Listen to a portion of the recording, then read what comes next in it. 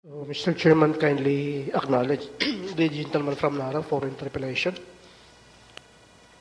The Honorable Randy Mamintay. Thank you, Mr. Presiding Officer. Hindi po ito interpelasyon. Magandang umaga po sa lahat. Hindi rin ito katanungan.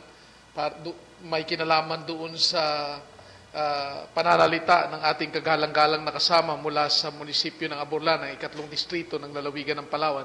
Bagkos ito po ay pagsama sa kanyang nais mangyari sa dalawang bagay. Unang-una, yung pagkakaroon ng AGAM o Annual General Assembly Meeting ang Palawan Electric Cooperative. At pangalawa, yung pag-uusap may kinalaman sa posibilidad ng suspensyon ng implementasyon ng modernization ng PUB sa buong Pilipinas na kinakatigan ng Senado.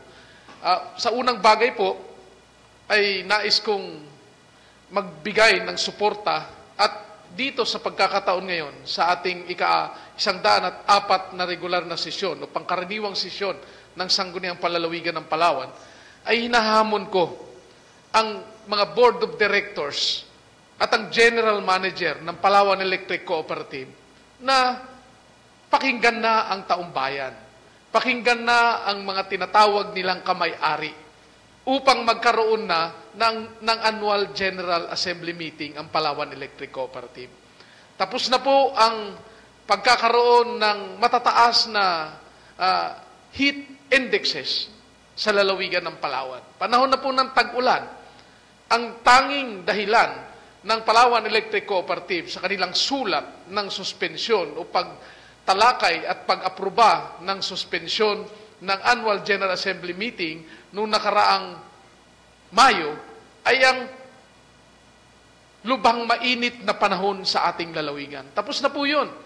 Baka naman sa susunod na mga araw, ang kanilang magiging dahilan na naman ay ang matinding pag-ulan. Ay mukhang hindi na nauubusan ng dahilan ng Board of Directors, ang chairperson, ganun din ang general manager ng Palawan Electric Cooperative. Ano bang tinatago nyo dyan? Ano bang hindi nyo mai-report sa taong bayan dyan, sa mga member consumer owner? Ano bang mga tanong ang iniiwasan ninyo ng mga member consumer owner? Ano bang mga pagkilos ang iniiwasan ninyo na magaganap sa Annual General Assembly Meeting ng Paleco kung sakasakaling ito'y matuloy sa lalong madaling panahon? Kayo ba'y nagsiservisyo pa para sa kapakanan ng member consumer owner samantalang patuloy ang pagtaas ng kuryente sa buong lalawigan ng Palawan? Ang systems loss na binabalikat ng member consumer owner sa buong lalawigan ng Palawan na inyong franchise area ay patuloy na tumataas at hindi nababawasan? Ang pangkaraniwan at normal na brownout o blackout sa buong prangkisa ng Palawan Electric Cooperative ay patuloy na naranasan. Katulad na lamang kagabi. Mahigit 5 oras ang brownout, ang blackout. Walang pagbabago, Ginoong Tagapanguna. Ito ay mga katanungan na dapat nilang sagutin sa pamamagitan ng pagtataguyod ng demokratikong pamamaraan ng pag-uusap. At hindi lamang sila ang nag-uusap-usap dyan. Ay tunay bang kamay-ari talaga? Yung mga kasama sa kooperatiba, ay samantalang hindi nyo pinapakinggan. Ano nang nangyayari, Ginoong Tagapanguna?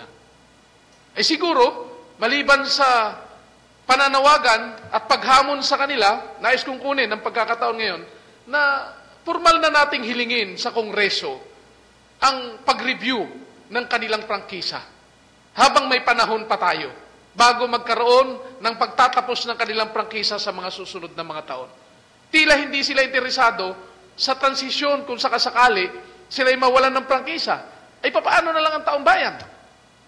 Ang progreso na inaasam natin na may malaking parte, ang enerhiya, Ginoong Tagapanguna. Ito po yung mga katanungan na tanging ang mga kompetenteng Board of Directors lamang ng Paleco at ang General Manager ng Paleco, ng management, ang makakasagot. So, ang paghamon ay buong-buong at magalang na ipinapanawagan sa kanila. At yung mga katanungan, kailangan po nilang masagot, Ginoong Tagapanguna. Yun lamang po, at nakahanda ang Pangulong ang Pangulo ng Committee on Energy na talakayin ito, ngunit wala akong nakikitang pag-asa kung sakasakaling ipapatawag pa natin sila o pag-uusapan pa. Kung kailan nila gagawin yung Annual General Assembly Meeting. Mabuti pang ipagpatuloy na lamang yung pagkakaroon ng signature campaign kung sakasakaling tatanggapin nila.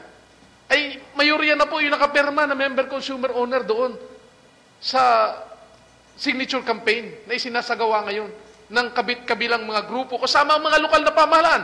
Ginoong tagapanguna. Kasama ang mga barangay na kinakatawan ng Liga ng mga Barangay sa ating lalawigan. Kasama ang mga munisipyo na kinakatawan ng mga League of Municipalities sa buong lalawigan na kumikilos na para ipanawagan sila na magkaroon ng Annual General Assembly. Ay mukhang takot na sila sa agam. Ay harapin na ninyo ang inyong takot. Face your fears, ika nga. Di ba?